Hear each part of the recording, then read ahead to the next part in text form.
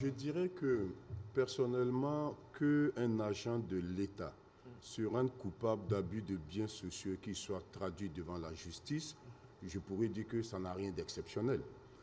Et c'est même normal.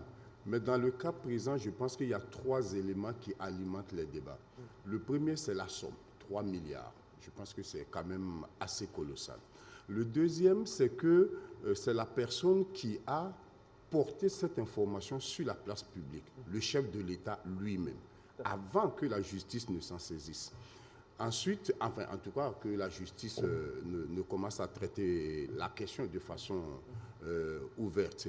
Et le troisième élément, c'est la décision de diffuser le procès en direct, qui est certainement une décision politique, qui n'est pas contre la loi, je pense, mais qui est une décision politique parce que derrière, il y a un message fort qui est envoyé pour dire à tous ceux qui sont dans la situation une manière de dire qu'on ne va pas gérer la chose un peu mouta-mouta, ça sera géré de façon visible.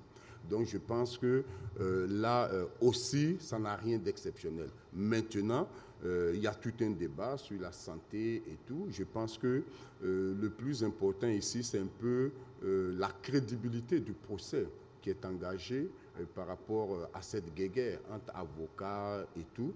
Et je pense que cette histoire, de toute façon, elle est engagée. Peut-être qu'il faudrait vraiment que la justice prenne le temps juridique nécessaire pour vraiment clarifier cette situation sans que le politique ne mette sa main dedans. Mais le fait que ce soit le chef de l'État lui-même qui a porté cette affaire devant la place publique laisse en tout cas certains penser qu'il n'y a pas une idée un peu politique loin de ça. Et je pense que ce serait vraiment faire du tort si on ne laisse pas le temps juridique vraiment s'écouler normalement.